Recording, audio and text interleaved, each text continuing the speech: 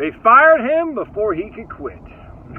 Just us guys working with today, just a freaking legend, trust me. And I say everybody's a legend. If you're working with me or you're watching this video, you're a legend. If you give me a thumbs up, you're a legend.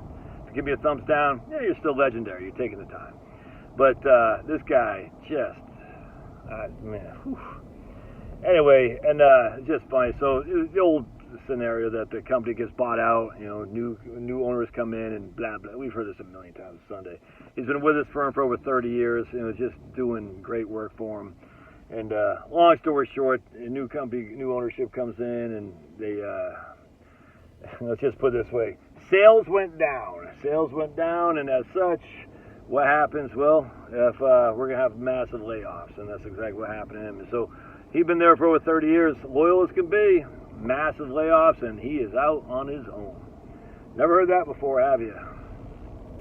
No. And so the idea that you know, the company is loyal to you until they can't be loyal anymore. And you're like, I don't blame the company. It's just the nature of the beast, man. Nature of the beast. The company says, look, we got P&L numbers. We got to meet profit and loss margins. We have to meet these. And if you're, you know, kind of a high salary guy.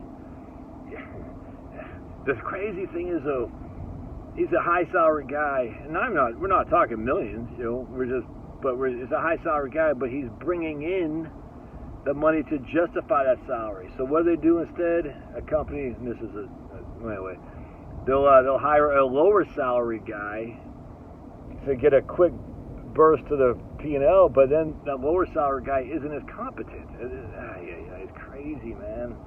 Crazy how this stuff. I just don't understand how does corporations not see this.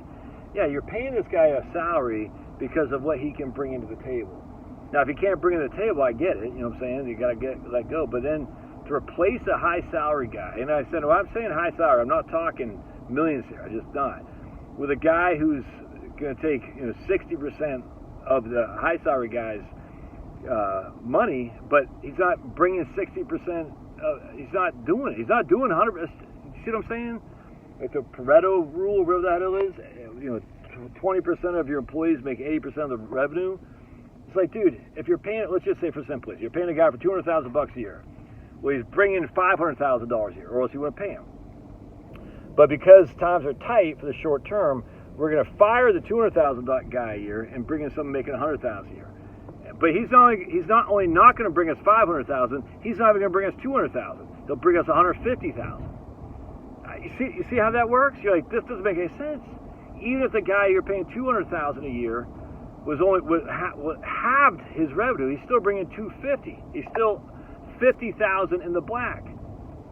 The guy that you hired for $100,000, even though he's still $50,000 in the black, he's only bringing you $150,000 or $50,000 net in the black. It doesn't make any sense, and that's corporate America.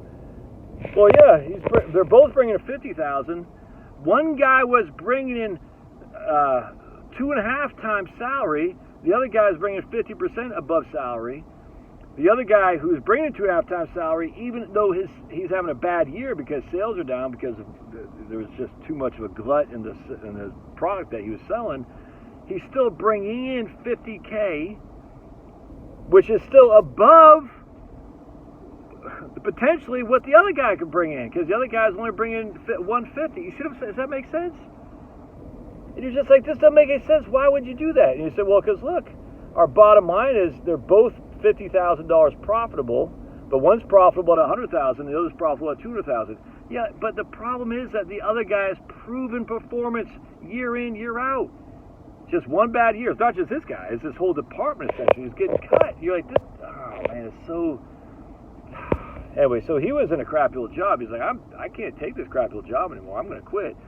But they let him go first. And he's like, what? You can't let me go. I can let you go. Now he's like, man, did I do something wrong? He's like, doubt himself. I can't doubt yourself, dude.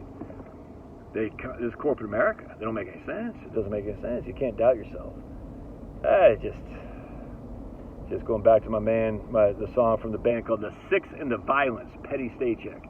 Quit your job, quit your job, quit your job, quit your job, quit your job, quit your job now. Quit your job, quit your job, quit your job, quit your job, quit your job now. And I'm not saying just go quit your job. I'm just saying at the end of the day, man, loyalty is a one-way street. Corporations, They'll be loyal until they can't be loyal anymore. And again, I'm not blaming it. It's just, remember, this is how the corporations work. They're not bad. They're not good. They just are. Like a firearm. It's neither bad nor good. It just is. But a corporation says, hey, man, they're not thinking entities. They're not. And P&L statements are what matters on a quarterly to yearly basis. Regardless of what you've done in the past, what can you do for me now? That's all that matters. So just think twice before you think your corporation will be backing you, and you're like, I'm not going to quit because they're here for me. Yeah, I don't think so. Now, with that said, this guy's getting a pretty big benefit from his corporation that I'm not going to get into here. But, it's not like corporations are evil. It's just they take care of them, number one. And you got to take care of yourself, number one. That's just a fact, Jack. And God bless.